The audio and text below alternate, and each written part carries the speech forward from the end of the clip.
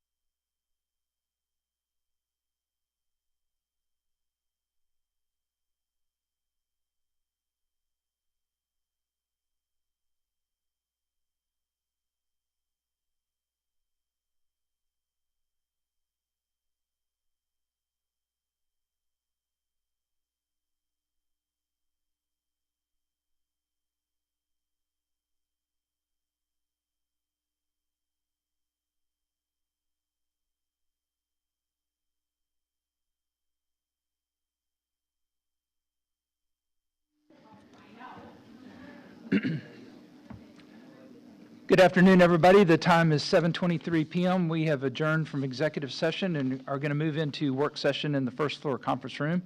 The public is invited and encouraged to join us. We've only got one item for the work session, and then we'll be back out here for the regular session of the Coppell City Council. Thank you.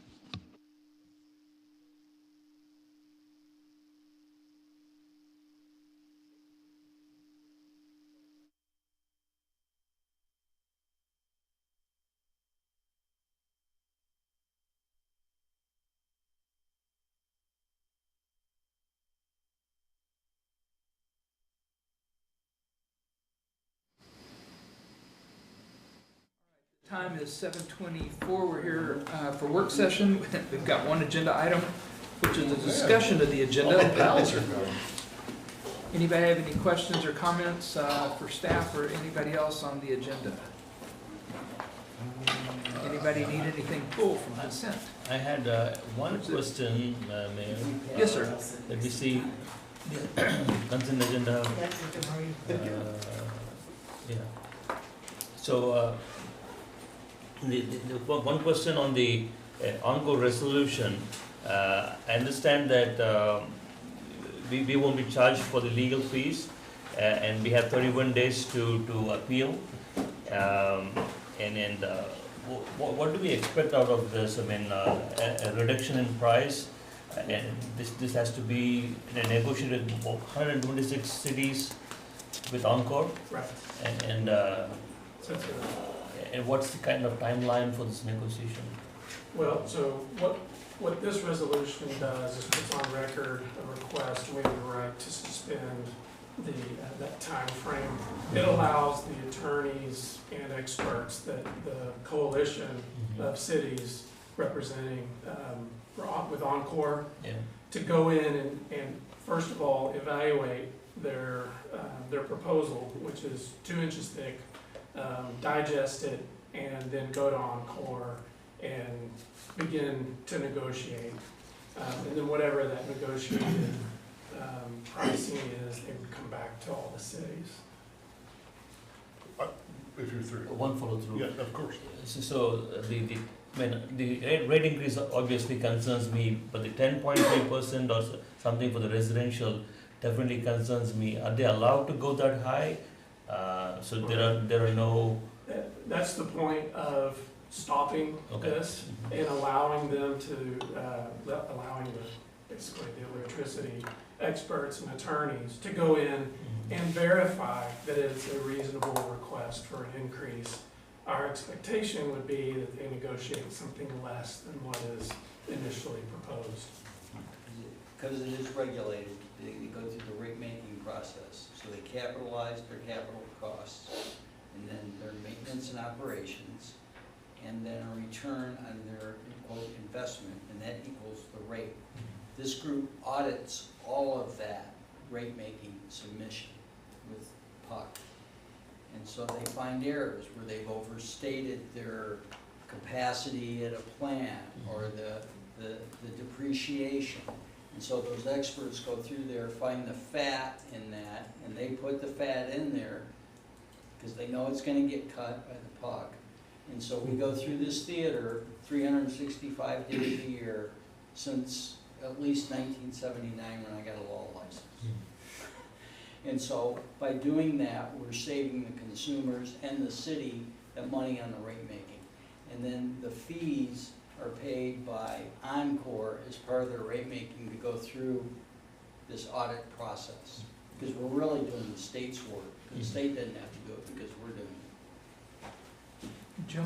Okay, yeah, my question was addressed what you just said, Bob. So you're saying that as I understand it, the consulting fees, any experts that the steering committee hires, that would include Coppell as a member, and any attorney's fees that the steering committee incurs are paid by Encore. Is that like under a PUC tariff or something? Yes. Okay. So this isn't going to cost us anything. It just enables us to go in through the steering committee and try to knock this down as much as possible. And we have that collective power with this consolidated number of cities to go, and it carries a lot of weight with PUC. And so we make some real headway on these rates. We probably save millions and millions of dollars to our citizens through rate making by going through this exercise. And as soon as this gets done, the new rate will be filed almost within the next 30 days, and we'll be back here probably this time next year doing the same thing. Didn't have this company. The only guy that's really made a lot of money is the lawyer.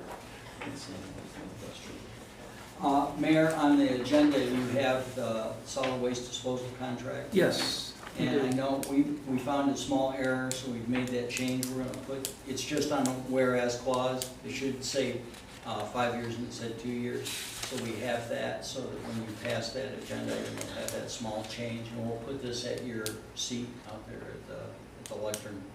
Okay. Thank you.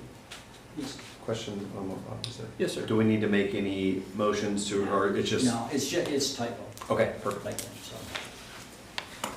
And I'll go ahead and put those out there. Thank you. All right. Anything else on the agenda?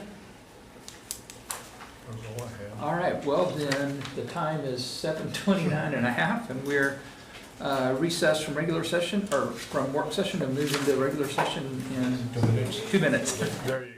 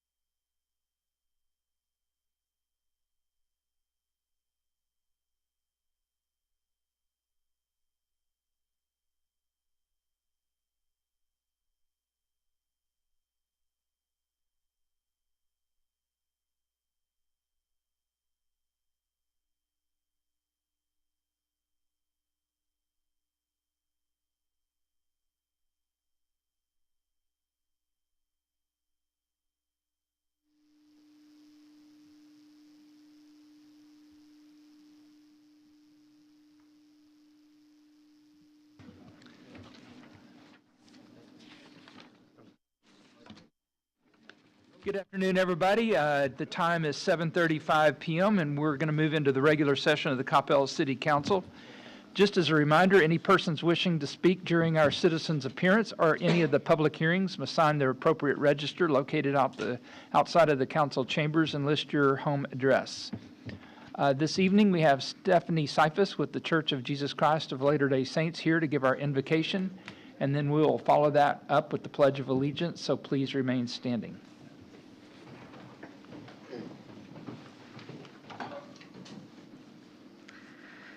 Our dear Heavenly Father, we come before Thee with gratitude for the opportunity to gather as a community during the City Council meeting at City Hall in Coppell.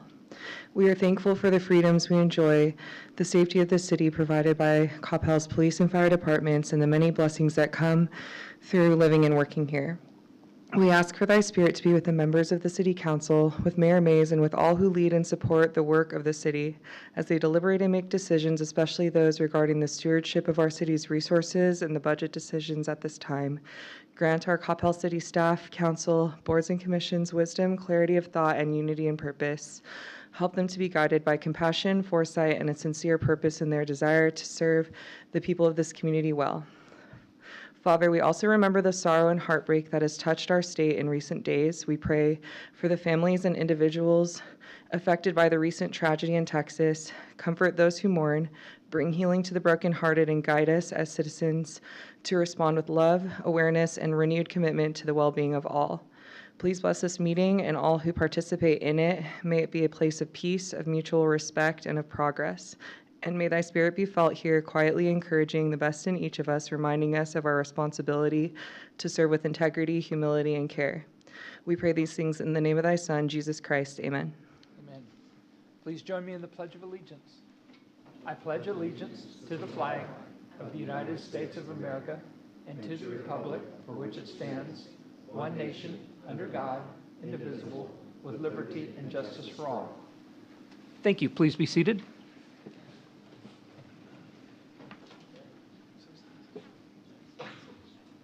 Item number 6 is our citizens' appearance, and I think the list is coming forward right now. We have nobody signed up to speak on citizens' appearance, so we'll skip over the reading of that and move on to consent agenda. The consent agenda is routine in nature and is generally enacted in a single motion. These items have been previously approved and discussed through the budget or past council actions. Any item may be pulled and considered separately. Full descriptions are available on the screen. Council, did anybody have any questions or desire to pull an item? Seeing none, I'll take a motion. Councilmember Walker. Thank you, Mayor Mays. I move that the council approve items 7A and B on the consent agenda. Thank you. Do I have a second? Councilmember Prem Kumar. All in favor? Walker, Neville's, Prem Kumar, Matthew Hill, none opposed, motion carries. All right, thank you very much. Item number 8 is a public hearing, so I will open the public hearing and ask Ms. Perone Boswell to come forward.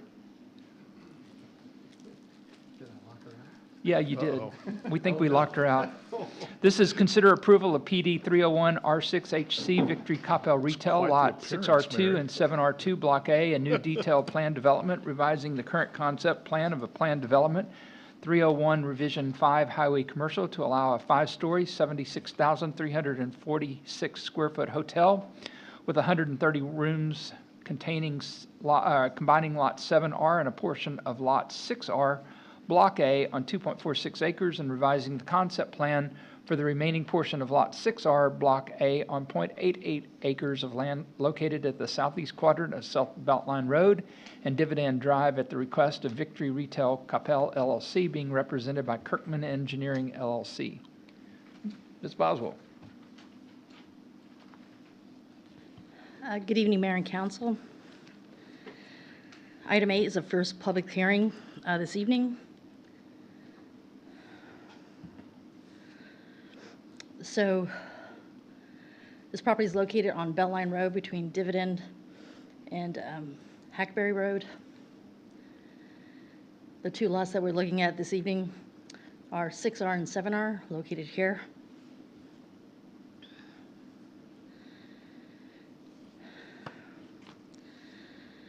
So in late 2024, the concept plan for the overall development of the site was revised to allow for a combination of retail, restaurant, with and without drive-throughs, and a hotel on a total of 11 lots. At that time, a detailed plan was also approved for the following: Lot 2 Block A, Lot 3 Block A, Lot 4 Block A, and Lot 8 Block A. So 2, 3, and 4, combination of multi-tenant buildings with retail, restaurant, with or without drive-throughs, while Lot 8 Block A is a 79,202 square foot, 5-story hotel, Tempo Hotel on 2.96 acres. So on the diagram here on the screen, on the right, is the request to modify the PD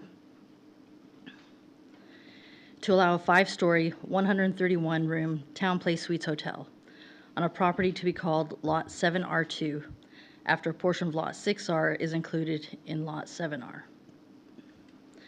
Traditionally, the brand is associated with extended stay, but in this situation falls under our typical hotel category. So the concept plan for Lot 6R2 is proposed to be altered along with the request. On the next slide, you'll see a comparison of the approved concept plan and the proposed concept plan for Lot 6R2, and the following slide after that, a comparison of the detailed plan for Lot 7R2.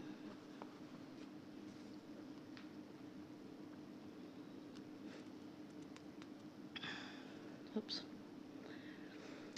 So here we have on Lot 6R2 is being reduced in size by 1 acre.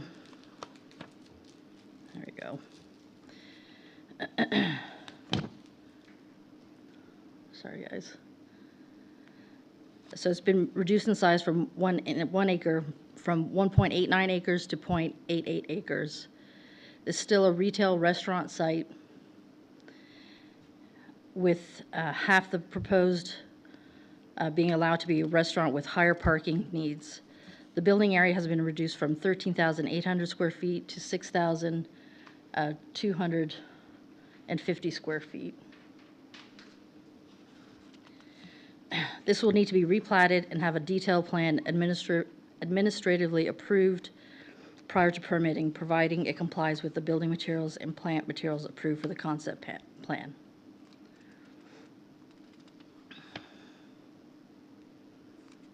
So here we go, from 1.89 to 0.8. Same restaurant, and a reduction in the building area use. So for Lot 7R2 is being increased in size from 1.46 acres to 2.46 acres. The previously approved uses were retail and restaurant. Now a Town Place Suites Hotel is proposed. The building area has been increased from 8,400 square foot to the hotel size of 76,346 square feet. If approved, this will also need to be replatted prior to permitting.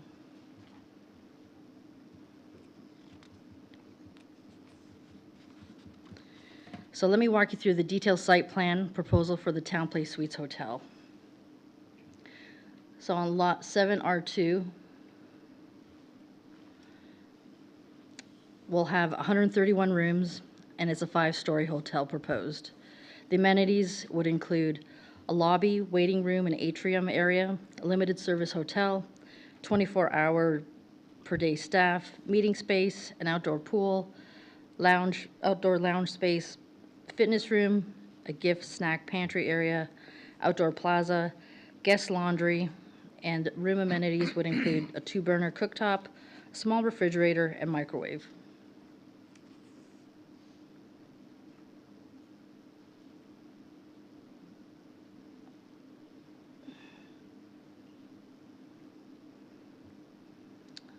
I think my thing is hexed. So there you've got the pool, outdoor area, outdoor lounge, all the different type of amenities proposed.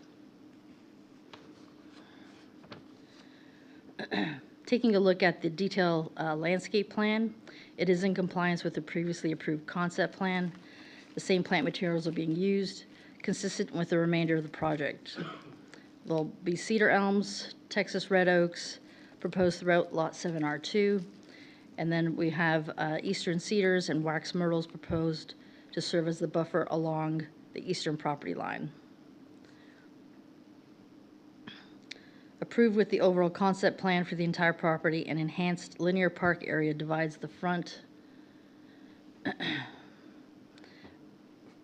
half of the site from the back portion. The enhanced landscaping will start at the main entrance at South Beltline Road, eastward, then at the center of the site it will spread north and south.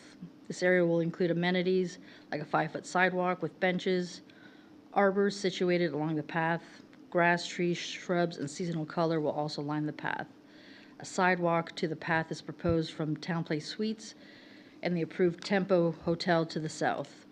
This path will extend to the Spring Hill Suites site on Hackberry, which is actually off-site from the Victory property. Each of the remaining site will have a tie-in.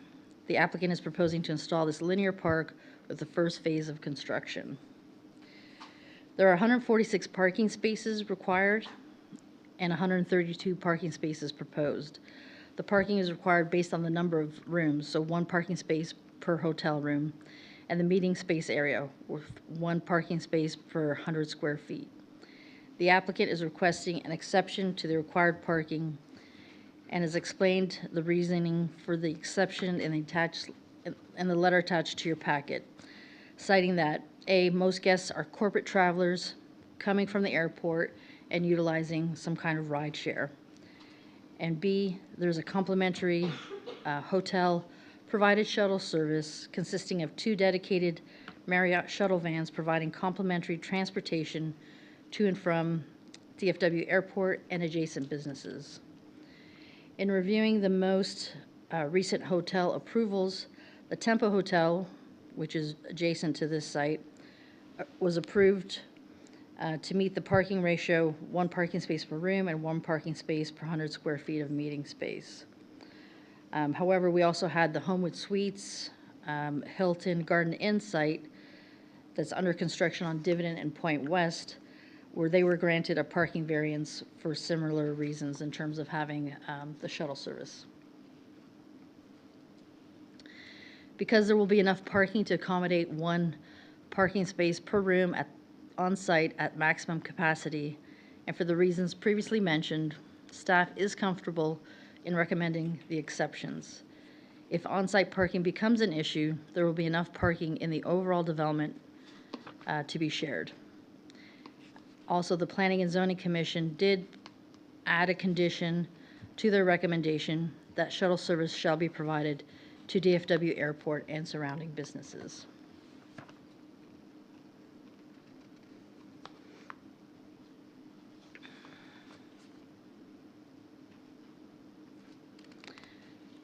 In looking at the elevations, exterior elevations will fit in well with the overall plan development.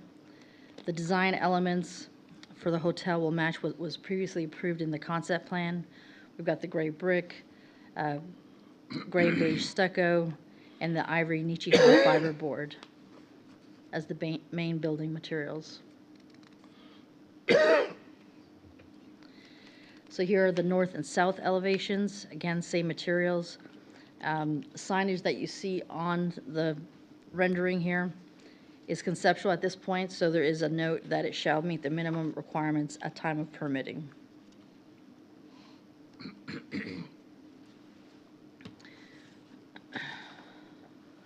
So with this slide, we're trying to just show you the status of hotel development here in Coppell.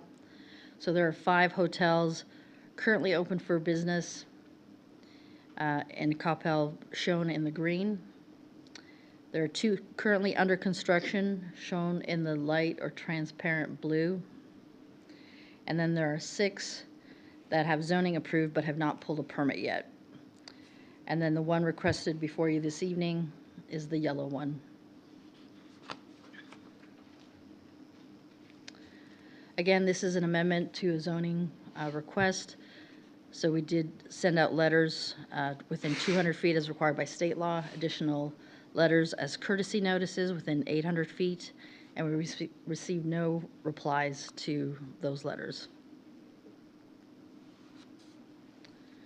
So the Planning and Zoning Commission unanimously recommended approval of PD 301R6-HC, Victory Coppell, detail plan for Lot 7R2, and conceptual plan for Lot 6R2, subject to the following conditions. 1, that there may be additional comments during the detail engineering review. 2, that a replat is required prior to permitting. 3, any change in building materials shall be subject to council approval unless consistent with the materials of the conceptual plan development.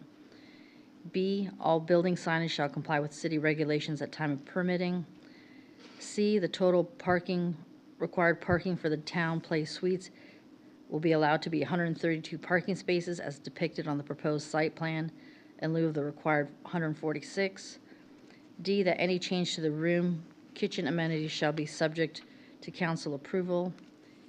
E, that a free shuttle service to and from DFW Airport and surrounding businesses shall be provided.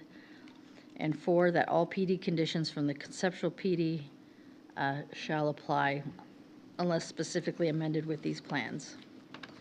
That is the end of my presentation, and I believe the applicant is here as well to answer any questions. Okay, thank you very much.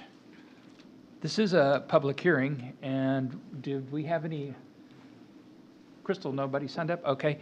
Council, do you have any questions for Mary or the applicant? Councilmember Walker. Thank you, Mayor Mays.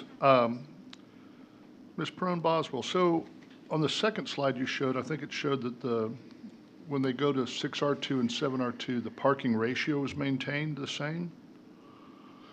Was that because the goal was just to accommodate the larger hotel footprint within the two lots? Let's see. I think it was a slide before.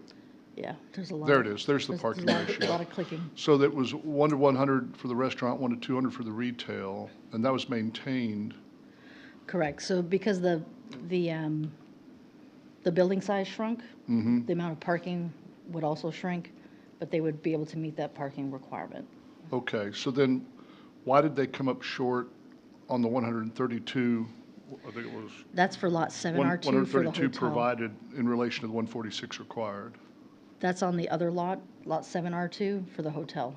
Okay, So for the okay, I'm with you now. Thank Yeah. you. So for the hotel, they're proposing to have 2 shuttle services, and part of their reasoning for the, to allow for that shortage Right, is because a lot of people will take a ride share, like an Uber or Lyft, sure. if they're flying in, not necessarily renting a car. And otherwise, they have shuttle services to go pick up people as well. No, I think that's a great idea, and I'm glad P&Z did that. I'm glad that the applicants were willing to do that, and I think that'll work out well for them. But I just missed that parking ratio was limited just to 6R2. So the deficiency is just on 7R2? Yes, sir. With the larger footprint? Okay, thank you. Councilmember Nevels. Thank you, Mayor. I actually had a question for the applicant. So who's getting nominated to come speak? Name and address, please. Good evening, Mayor, Council Member. My name is Hiran Desai, 118 Wild Plum Drive, Coppell, Texas. And I'm glad to answer your question. Excellent. Thank you so much. Just had a question about the concept, the Town Place Suites. So it's my understanding that it's an extended stay. Correct, yeah. So from an SDR rating, it is categorized as an extended stay product because SDR ranks them in different categories based on basically the travelers. So Town Place is like a 3 to 7 night stay, so which is considered, anything beyond 3 nights is considered extended stay. Okay. And that actually kind of addresses my question. So on average, so the people who stay 3 to 7 nights? Yes. Is that, okay. So my question was, I definitely understand the need for extended stay sometimes, but what guardrails do you have in place to make sure this doesn't turn into an apartment versus a hotel, if that makes sense what I'm asking? Yeah, well, basically the footprint. Obviously, we're in, agreement with Marriott for a 20-year license. Beyond 20 years, it gets renewed, or, there's we go to a different brand. But it does not turn into an apartment because of the footprint.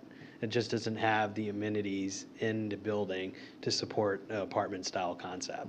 Is there any kind of regulation that you said 3 to 7? So like, I mean, if somebody stays 7 days and then 7 days and then 7 days, is there anything that prevents people from doing that? No, but typically our guest stays 3 to 7 nights, and then, you know, they're traveling. So for a longer stay, they would go somewhere like the Homewood Suites or, you know, Residence Inn, or like the Elmet, where they have a full-on kitchenette and, you know, the space, like a one-bedroom studio-style rooms to accommodate that. I don't think anyone wants to stay in a Town Place Suites for more than, you know, 3 to 7 nights.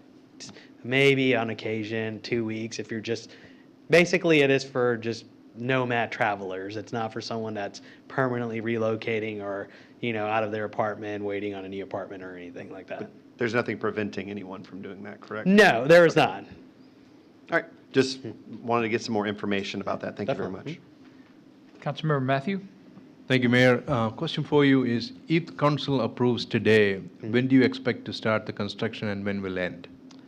So if we get approved and we'll go into permitting and design, we'll probably look at sometime around this year to start construction and 18 months after that. So we'll open sometime in 2027.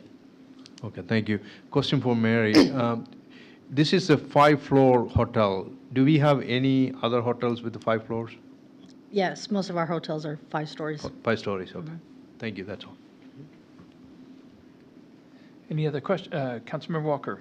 Thank you, Mayor Mays. One question. So when I was on planning and zoning, I remember this application, and when it first came to us, and there was another hotel. Is this a second hotel in the same development, or is this now developed to where this is the hotel that's going to be there? No, this will be the second hotel. There's this hotel to the South, right? south of us. Yeah, okay. Yes. And that hotel's also still coming in? Correct, yeah. Well, yeah, it's approved, not sure the timing on it. Okay, okay. Okay, thank you very much. All right, any other questions? Did any of your co-applicants need to speak? I don't believe so, Okay. unless you need them to. Thank you very much. Thank you. So council, comments, discussion? Councilman Prem Kumar. Thank you, Mayor. Not a discussion, I was going to do the next step, That's but fine. Councilmember Walker. Thank you, Mayor Mays. I just want to say I'm really excited about the Victory development. You know, the plans for the entirety of this development, I think, are really impressive. I think it's going to be a game changer down there on South Beltline. I think it's commensurate with the other development that's in that area, with the other hotels and the other items that are there. I think it is going to be just an excellent amenity for all of us, not to mention North Irving, and who knows, people will be coming in from all around because of the DFW. So I'm excited for this. I appreciate your willingness to look at doing this in Coppell, and I thank you for that. All right, any other comments? Councilmember Nevels? No, thank you, Mayor. No, I do want to echo what Councilmember Walker just said. I'm actually very excited about this development as well, a lot of the same reasons. And I'm assuming that, maybe I should ask you to stay, because one more thing, but the reason why that we're changing to adding the hotel, is that just market demand? I mean, I read some of the material and stuff on that. So I just wanted to clarify that one last thing. Is it market demand versus the other product that we had previously approved? Yeah, so hotels across airport markets around the U.S. work in clusters. So the more variety you provide, the more people's willingness to stay in that market it is. So it's basically cannibalizing the 114 and Esther's market, where there's not additional amenities. This site has walkability to restaurants and, the Quick Trip and CVS, whatnot, where people are looking for the walkability that doesn't necessarily exist on this outside. I got you. And kind of a follow-up to that, is the previous hotels that are kind of in place in that just general area, you talk about the clustering, is that one of the reasons why as well? Like, you're already seeing the cluster there, so kind of add to that? Yeah, so we know the hotel player that's basically have everything signed up right there in the South Beltline corridor. It's one developer, and that's what he's doing, clustering based on his previous experience in other markets. Gotcha. Okay, excellent. Thank you. Thank you. Thank you very much. Sorry for making you come back up. No worries. Councilmember Prem Kumar. Thank you, Mayor. I'd like to close public hearing 8 and approve it with the PD conditions. All right, thank you. Second, Councilmember Hill. All in favor? Walker, Neville, Prem Kumar, Matthew Hill, none opposed, motion carries. Thank you. Thank you very much. All right, item number 9 is a public hearing, so I will open the public hearing and consider approval of S1113R2-SF-7, St. Constantine School, Lot 1, Block A, Corporation of Episcopal Diocese Dallas, a special use permit revision to allow a private school with a maximum enrollment of 100 students to operate at the Church of the Apostles located at 322 South MacArthur at the southeast corner of Starleaf and MacArthur at the request of Catherine Clayton of the St. Constantine School. Ms. Perron Boswell.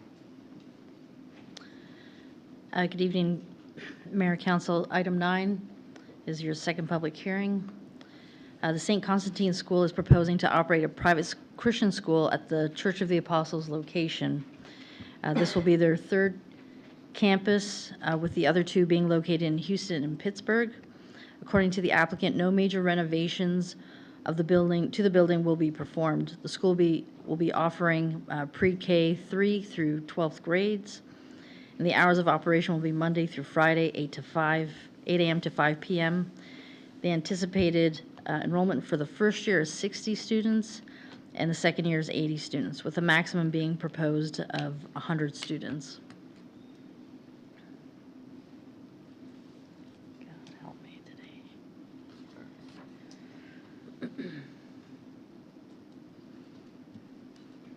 Having some issues here. Hold on. All right.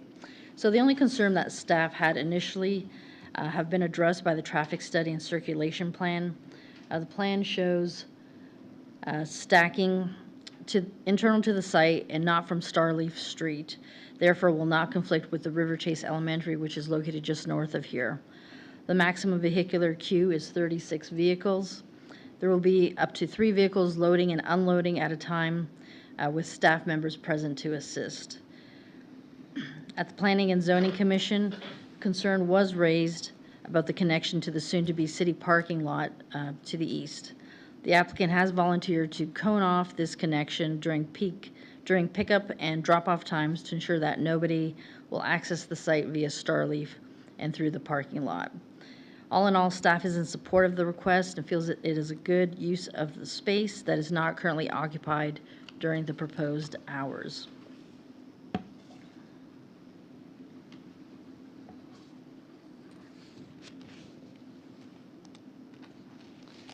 So there you go.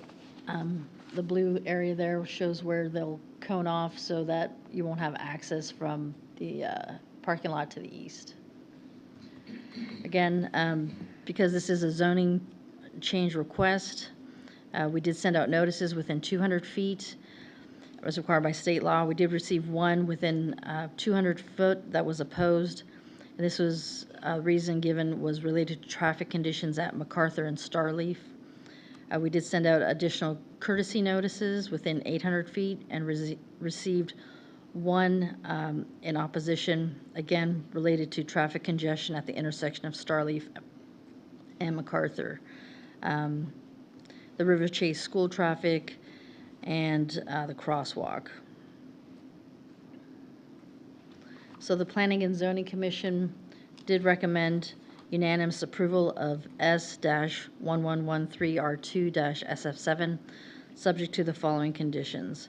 1, that there may be additional comments generated during detailed engineering review. 2, that this private school shall be licensed and maintained in accordance with state law and may provide instruction for pre-K 3 through 12th grades. And 3, that the student enrollment capacity under this special use permit shall not exceed 100 students. That is the end of my presentation, and the applicant is here as well if you have any questions. Thank you very much. Does the applicant have anything to contribute here? All right, council, questions for staff or the applicant? Councilmember Matthew. Thank you, Mayor. Mayor, question for you. How are they going to install a gate there to prevent people coming from the city parking lot to that area? No, they'll just have some cones there, just like a lot of other schools have, just to direct traffic. Okay, just the cones. Yes, sir. Okay, thank you. Councilmember Walker. Thank you, Mayor Mays.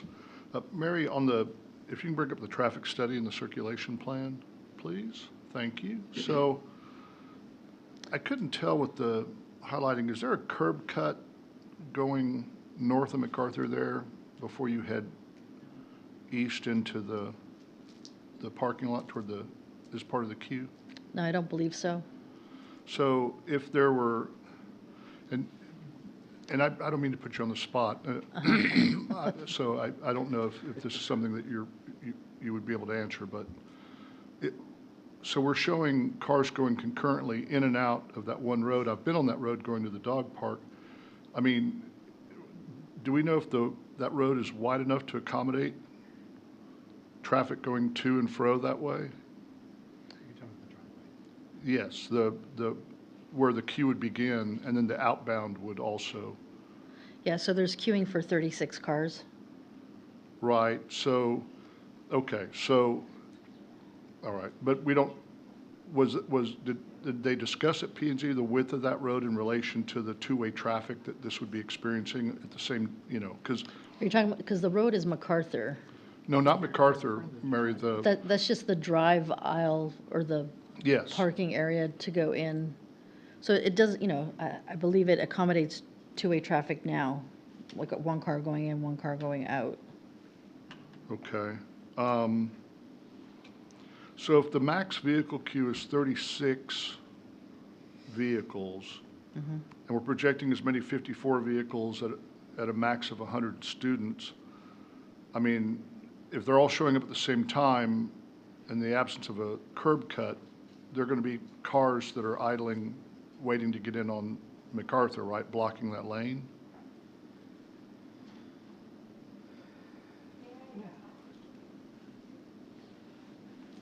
Who Yes, said ma'am. that? Who said that? If you know the answer, that's perfectly fine. Good evening, Catherine Clayton. My address is 2717 Vista Bluff Boulevard, Louisville, excuse me, Louisville 75067. Question on, so first of all, to address the driveway question, it is a wide driveway. It's intended for two-way traffic. And then regarding the queuing, there are 36 cars, according to the traffic study, can enter and queue within the property. We never anticipate that we would have more more cars than that on the property, in the car line. Currently for this coming year, our current enrollment is 52 students with an average of 2 students per family. So our I think 27 families are represented in our current enrollment for this upcoming year.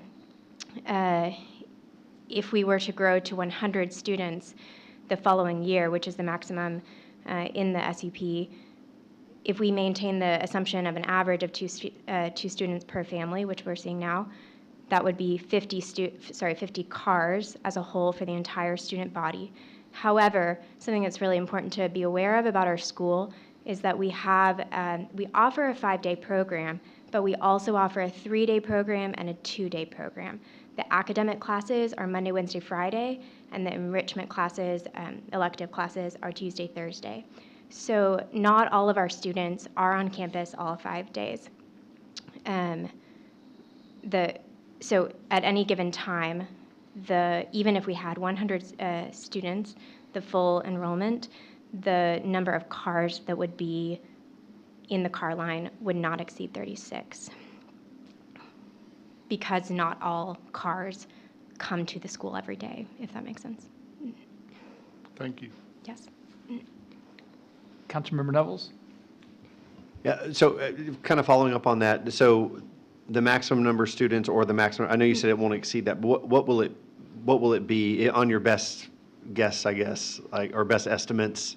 This year, our Monday, Wednesday, Friday classes will have 46 students, Okay. and our Tuesday, Thursday classes will have 33 students. Okay. So like 20 cars and 15-ish cars approximately? 25 cars on Monday, Wednesday, Friday, and 16 cars on Tuesday, Thursday. Right. Excellent. Yes. And then, so I guess hypothetically, if that does it, let's say that everybody, I mean, so basically you're saying like there's no way that we're going to get any more cars than that, or traffic's going to For spill year over. one, it's literally impossible. Yeah.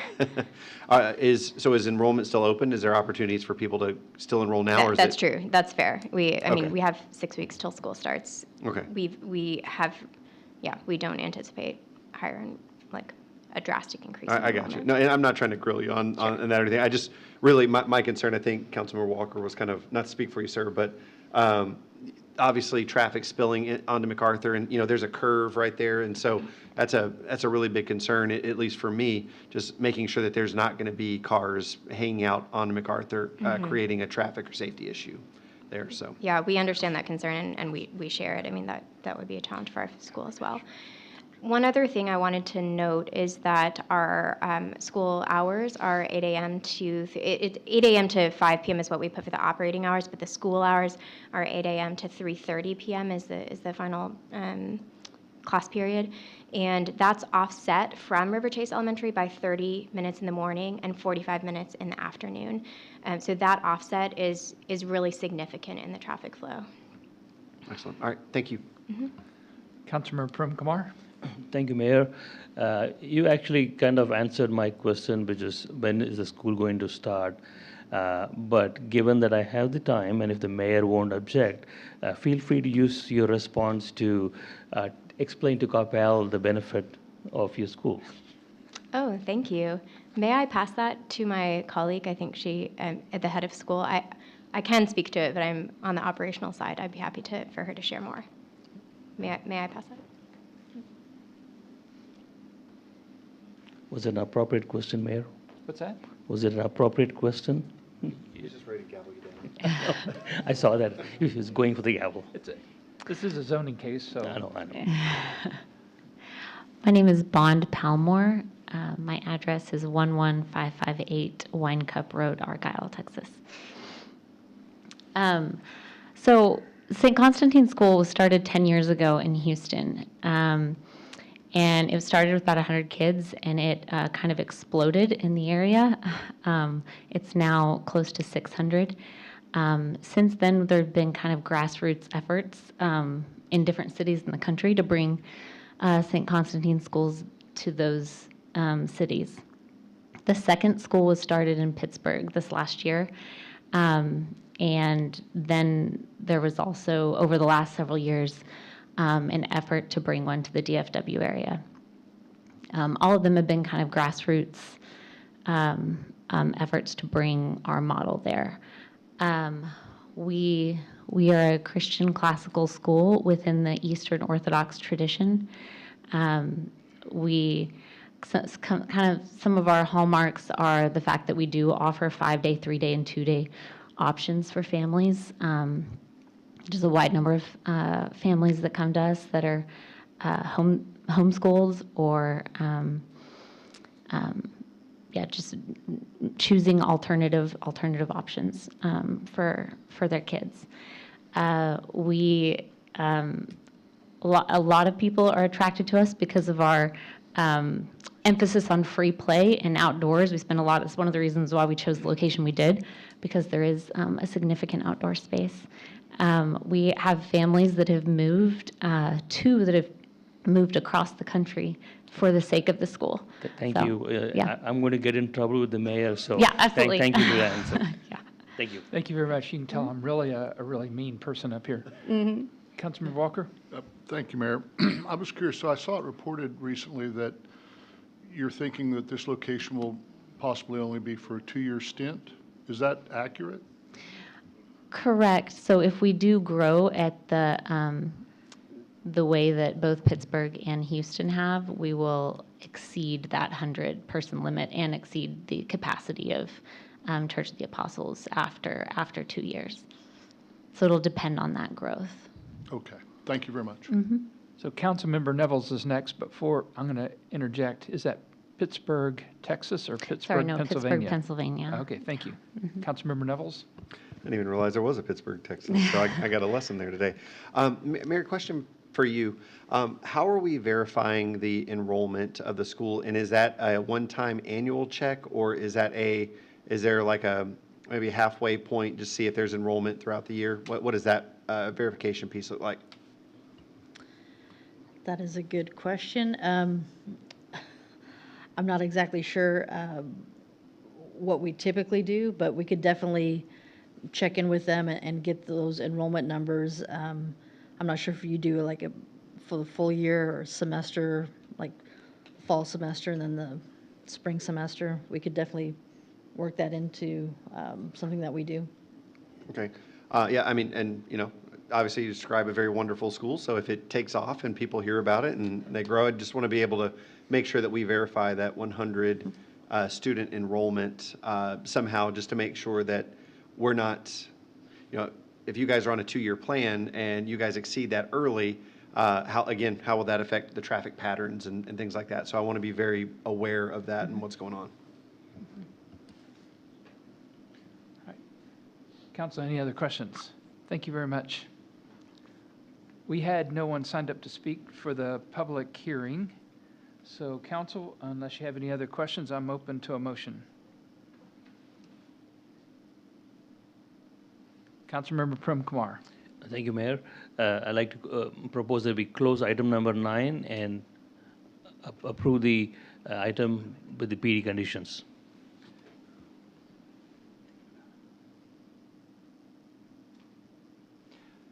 We have a motion. Do I have a second? Councilmember Hill? Councilmember Nevels? Yeah, I'd like to move to amend the motion. I'd like to include some sort of verification of enrollment in the conditions as well. Can we just, is that the best way to phrase that? That's fine. Okay, excellent. I do want to make sure that we have that piece in there. Okay, we have an amendment to the motion to add in a verification of enrollment on a semester basis. That sounds appropriate. I see our city attorney coming forward. Have I messed up, sir? Again? No. Again. Again. No.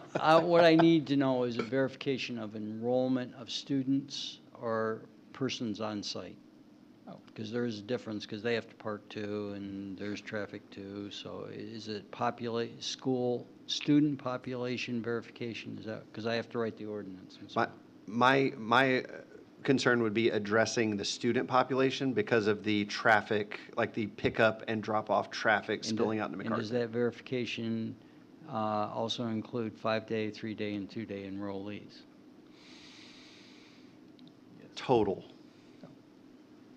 Okay. Because they're saying capacity is 100 students regardless of 5-day, 2-day, 3-day. So I would say total enrollment would be the number. But if it's traffic and queuing issue that you're trying to address, it seems to me that you would want some verification of 2-day, 3-day, 5-day, so you could get an accurate traffic count, because if it's traffic concern. I'm just trying to see what it is. I'm gonna trust your lawyers. I'm making sure that the regulation matches a regulatory intent. Yeah. And so if it's traffic-based on queuing and stacking of cars and operation of cars, that's the purpose of it. I'm not trying to run the school for them. I'm doing it Absolutely. for traffic counts. I will yield to your recommendations, sir. All right. I know what to do. Right, we have a motion for an amendment to verify enrollment, and I think it's going to be on a 2-, 3-, and 5-day basis on each semester. Do I have a second on the amendment?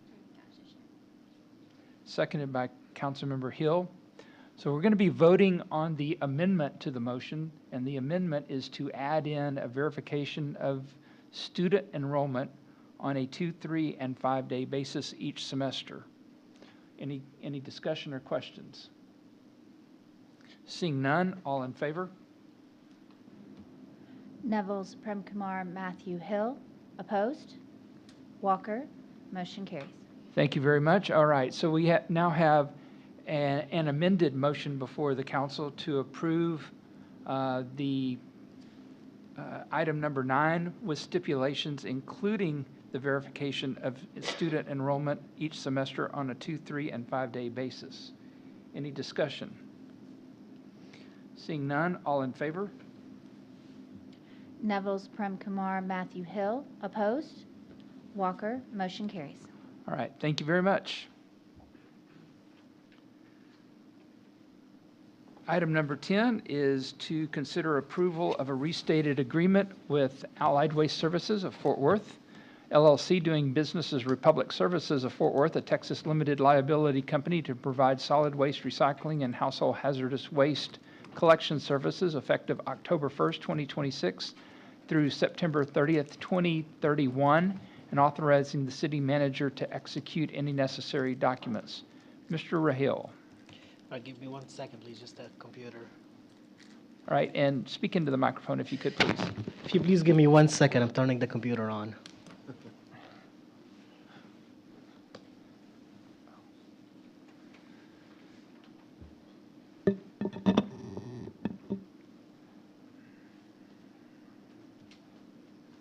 Sorry, it's usually on at this time.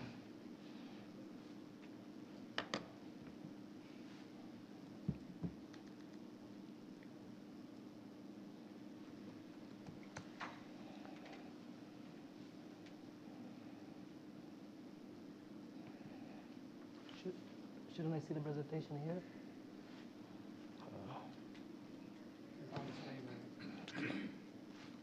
Okay, I'll go with that big screen.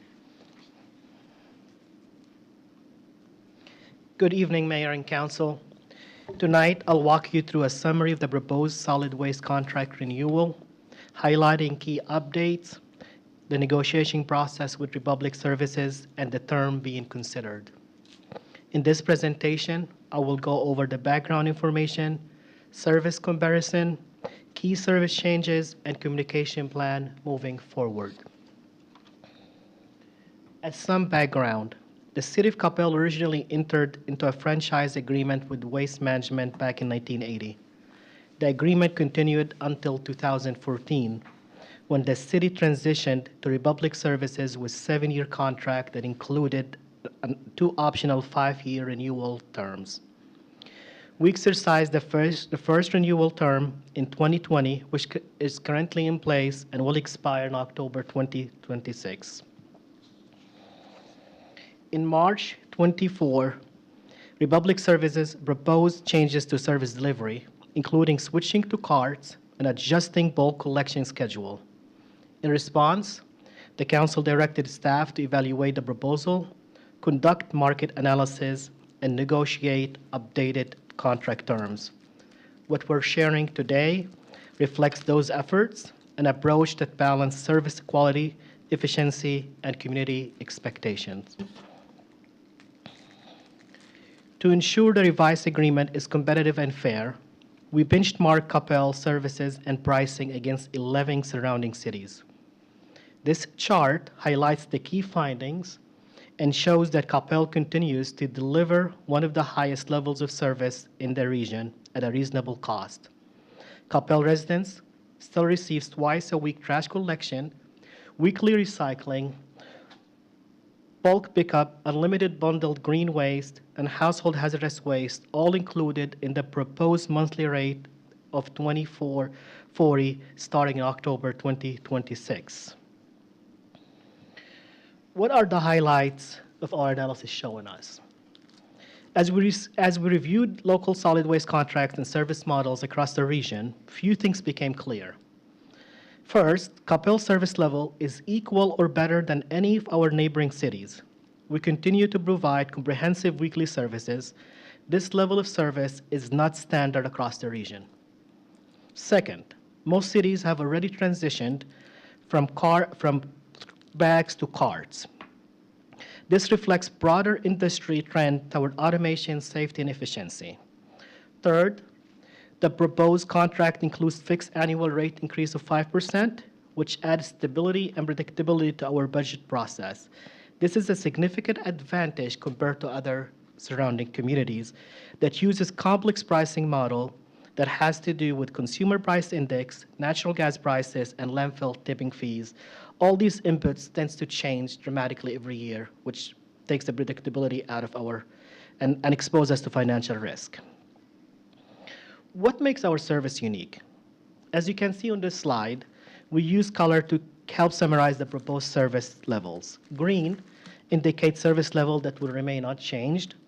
Red shows proposed changes, all of which we believe represent meaningful service improvements to our residents and business community.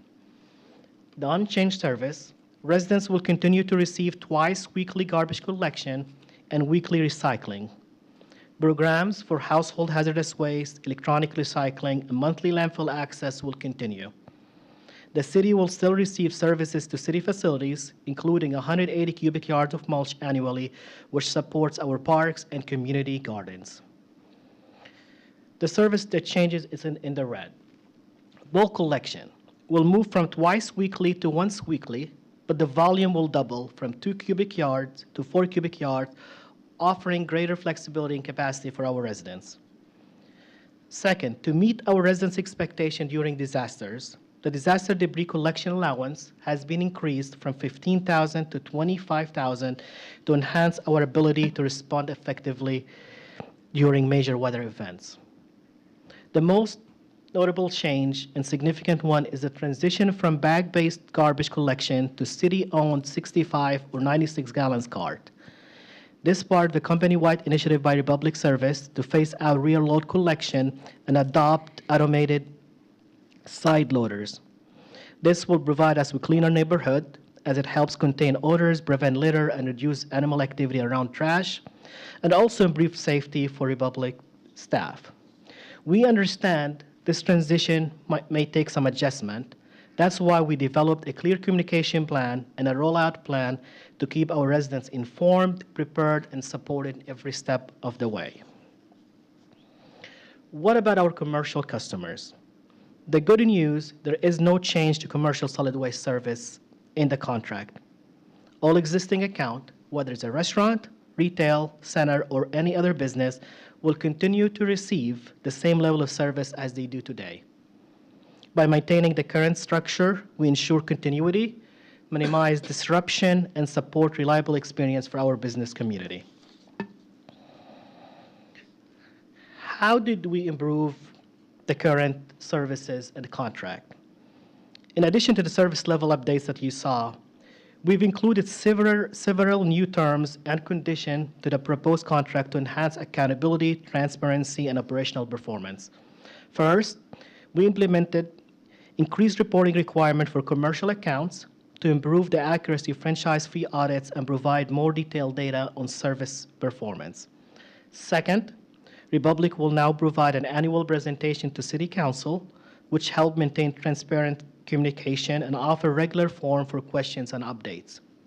Third, we are requiring improved data field collection. This means better tracking service activity using GPS-enabled system and digital logs so we can respond to issues quicker in the field. And finally, we added a vehicle age requirement. This provision ensures that collection fleet serving Coppell remains modern, safe, and reliable, reducing the likelihood of breakdowns and maintaining a positive image in our neighborhoods. What will the coming few months look like? This slide outlines the major phases of the transition as we move toward implementing the new solid waste contract. Upon contract approval, our first step will be to finalize and launch the communication plan, which I will outline in the next slide. From there, we move into the operational phase, the transition to carts. This will include working with Republic Services to purchase and distribute carts, as well as educating our residents on how to use those carts. Finally, the new contract will go into effect on October 1st, 2026. That's when updated services, including cart-based collection and bulk volume adjustment, will officially begin. Each step is designed to ensure clarity, minimize disruption, and support smooth transition across the city. To support this smooth transition, we've created a proactive communication plan to keep residents informed and engaged before the new service begins. This plan includes mailing informational brochure directly to every household, launching a dedicated webpage with frequently asked questions, timelines, and updates.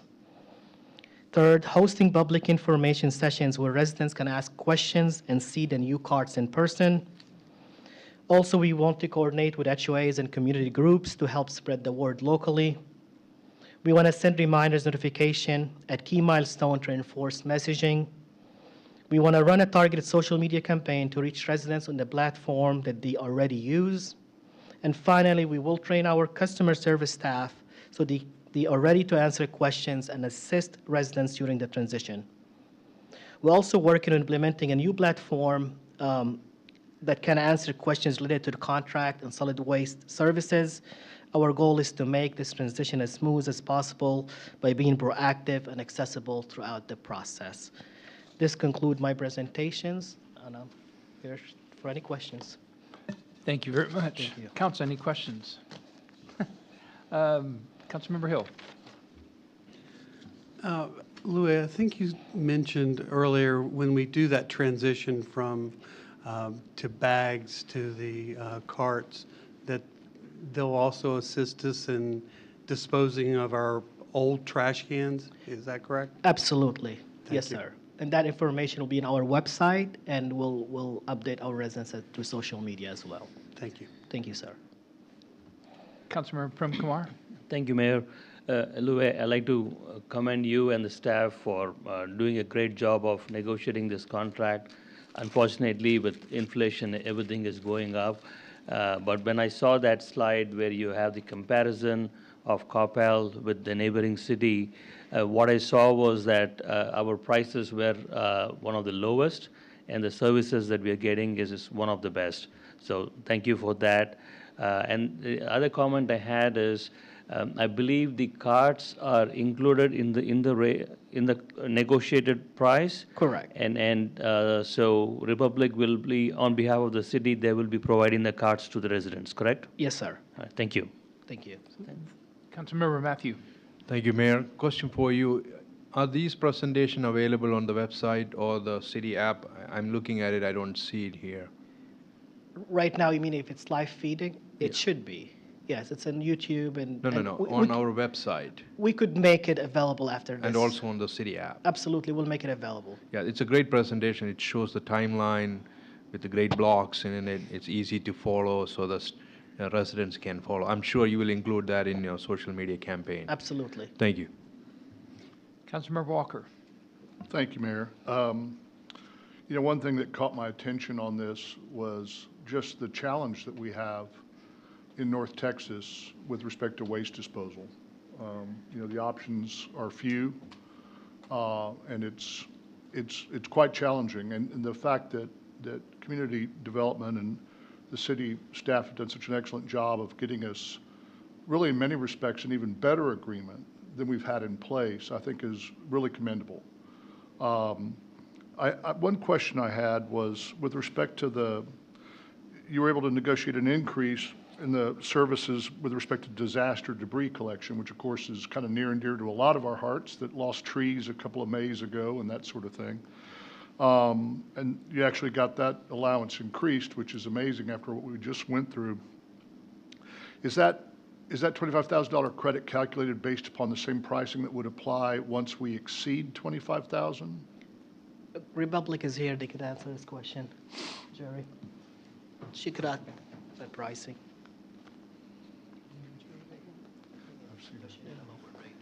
Good evening, ma'am. So good to see you again. Jerry Harwell, 6100 Elliott Reeder Road, Fort Worth, Texas, 76117. So the way that is actually calculated, it's based on an hourly rate that is pre-negotiated between Republic Services and the city, and then the disposal rate. So it depends upon what, the only thing that really changes is the disposal rate. And so we take the number of hours that we work, and then multiply that by the hourly rate, and then the disposal cost is a straight pass-through cost to the city. And then throughout the year, we keep a spreadsheet of all of those hours based on how much we come into the city and work. And then, so it kind of just goes from there. So And then if you don't use it at all, which I would love to just write you a check for $25,000 every year, but if you don't use it, then that money goes directly back to the city every year. Yes, ma'am. In October. We base it on your financial year. So. Yes, ma'am, I saw that. You know, your company's been a wonderful corporate partner with our city all these years, and I've always appreciated everything that you've done. And I do want to say publicly, Republic Services and staff has worked very diligently to make this contract the best contract that we could make for not only the city of Coppell, but also for Republic from a partnership standpoint. And the relationship that we do have with staff and being able to communicate and openly and work through whatever we needed to work through. My hat goes off to staff, and that includes Mike Land. He threw a few monkey wrenches in there throughout the negotiation process, but I do want to give credit to Louie and to Mindy because they've worked very hard on this. Well, I agree, and it certainly shows, and I thank you for that. One other thing I just wanted to point out, you know, the 12 roll-off containers per year that are included in this contract, you know, I just wanted to say out loud that the way that benefits our community is very interesting to me, and I was really surprised recently during the Neighbors Helping Neighbors, where we had a particularly large, dilapidated backyard deck that we needed to deconstruct and remove. And there were a bunch of volunteers from Coppell pulling that thing apart and carrying these huge pieces of wood out to a roll-off container right out there in front. We were able to use that even for that type of community service, and I just think it's a wonderful thing that we can offer our citizens. And I thank Louie, you and Mindy, and everyone in community development for this. I think you've done an excellent job, and I thank you, ma'am, and your company. Thank you. Jerry, I'm going to give you the chance to introduce your boss there, so. So this is my general manager, David Harwell. We are not related. I need to say that while it's being recorded. It's just a fluke. We have the same last name. But David has been our general manager in Fort Worth for 3 years. And so he has been very instrumental in working with me to get the approvals that we needed to do this. And of course, he's the one that we all have to make happy. So, but no. So David is our general manager. Thank you very much.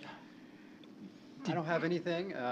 I'll introduce myself, David Harwell, General Manager for Republic Services, 6100 Elliott Reeder Road, Fort Worth, Texas as well. No relation to Jerry. I tell everybody that. I'm here to keep Jerry in line, but thank you very much for the partnership that we have between Republic Services and City of Coppell, and we're looking forward to a future partnership as well. Thank you very much. Well, after how many years have we been in partnership now? 11?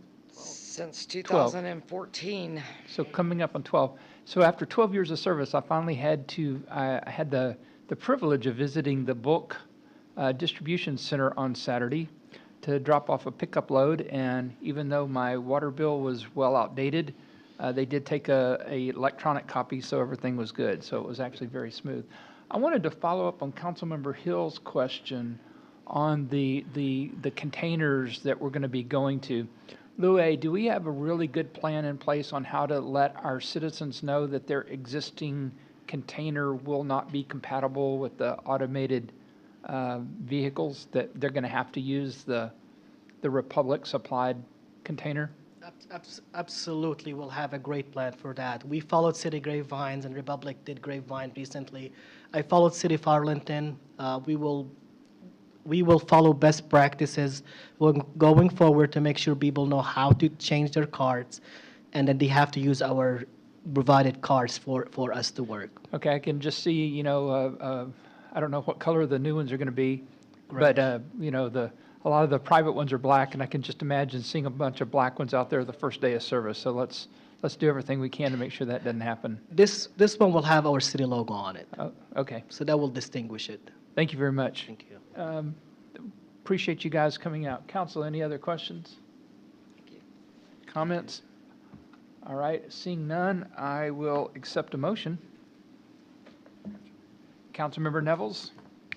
Thank you, Mayor. I move to approve Agenda Item 10. Thank you very much. Do I have a second? Councilmember Matthew, thank you. All in favor? Walker, Nevels, Prim Kumar, Matthew Hill, none opposed, motion carries. Thank you very much. Thanks, Louis. Okay, item number 11 is the city manager reports with project updates, future agendas, and direction from work session. Mr. Land. Mayor and Council, this evening, I really wanted to start with, I appreciate the prayer that was offered before service. This has been, if you're, anyone, you're sad. If you're in municipal government, you're sad about the situation that's happening in Kerr County. And, I'm friends with several of the folks down there that are having to deal with the situation.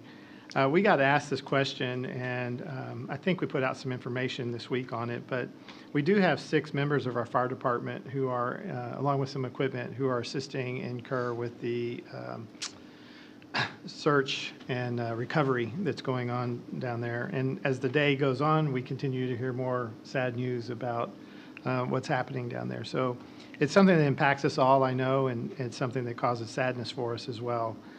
I appreciate everybody's thoughts and prayers for the folks that are impacted. And this evening, Bob was just sharing with me that his kids, not necessarily at Camp Mystic, but one of the many camps that are along the river there. And so there's a lot of folks that have been impacted by this, and it's really sad. But we do have folks that are down there, and we'll be down there for a little while.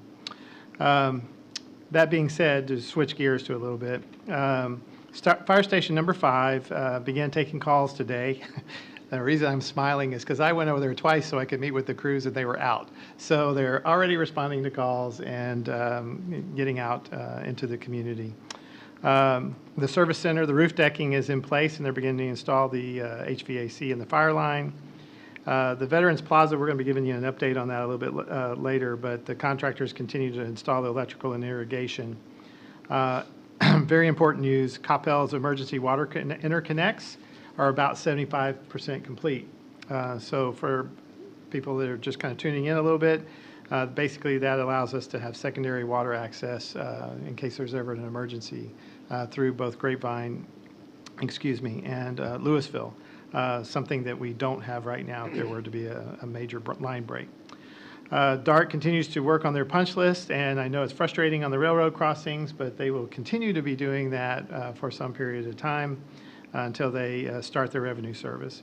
If you've not gone, I know we talked about the church earlier this evening with the school, but if you've not gone by where the dog park is located, they've been doing the clearing out and preparing, and so the work's going on there. The traffic signal poles are up at Freeport Northwestern, if that's something that excites you about having another signal on on the streets. Andy Brown Central, Cottonwood Creek stream bank stabilization. Construction's underway, should be finished by the end of the summer, if someone's noticed that. It's done. Yeah, it's done. Okay, I thought I saw them finished out. Magnolia Trail, the contractor has completed the gabion work and is preparing the area to begin constructing of the trail.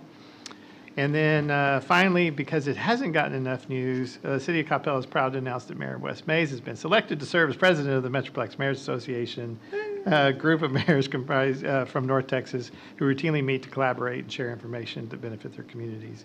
So, Mayor, that concludes my report. Well, thank you very much, and you forgot to add that city managers are also present at those meetings. Yeah. Anyway, thank you very much. I appreciate that. Item number 12 is mayor and council reports on recent and upcoming events. I have received several phone calls on the DART horns blasting, and I'm happy to announce that DART will have another community meeting on the Silver Line Biennial Community Meeting, 6 p.m. this Thursday, July 10th, at the Sound at Cypress Waters, which is 3111 Olympus Boulevard in Dallas. This is a great opportunity to let DART officials hear from each and every one of us. So please attend if you've been having problems with all the noise. And I was told it was going to continue at least into August, not necessarily to revenue service, but I'm not going to hold my breath on that one. Don't hold my breath. Lastly, we are deep in the middle of budget season in July, And our third budget workshop will be held on Monday, July 28th at 6 p.m. We will perform a final review of the proposed budget and discuss the proposed tax rate. With the state laws in effect, we have about less than a week after that to actually publish those. So this is a very busy time for the council and our financial department. All right, item number 13 is public service announcements concerning items of community interest with no council action or deliberation permitted. Anybody? Councilmember Matthew, yes. Thank you, Mayor. I just want to follow up with what the city manager said about Kirk County. Our prayers and thoughts are with the victims of the Kirk County floods.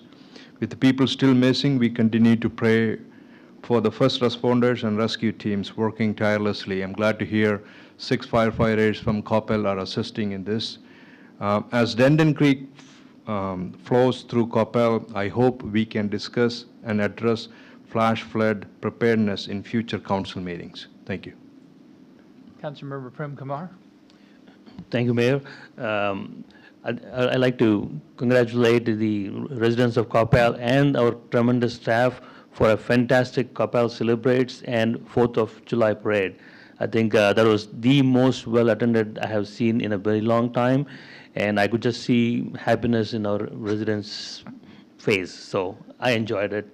I'm sure everyone did. Thank you. Thank you very much. I think it was enjoyed by about 20,000 people along with you. Councilmember Walker. Thank you, Mayor Mays. I intended to come in tonight and to tell everyone about this story that a friend of our family had a medical emergency at their home, and they called 911, and in a span of time that was exceedingly surprising to them, they told the 911 dispatcher, "Oh, they're already here." And the response was, "Well, what do you mean? The firemen are? Yeah, they're already here. I've got to go." And she was just surprised at such an incredible response time. And then we come in, and in tidbits, which is like a internal communication we get with staff and the council, we had another citizen writing in, expressing, immense surprise and wonder at the incredible response time of our first responders. And but between Intech, which we've just agreed to expand and that we share with Addison, Farmers Branch, Carrollton, and Coppell, Addison. That dispatches our 911 calls, and then our incredible police, fire, and emergency medical technicians, in discharging what I think is one of our primary obligations to public health and safety. Our first responders are amazing. They're on top of their game, and I'm very thankful for everything that they do. Thank you. Any other well, thank you very much. Those are all very good comments. Appreciate that. Item number 14, there was no necessary action from the executive session. So therefore, there being no further business before this body, we're adjourned at 8:48 p.m.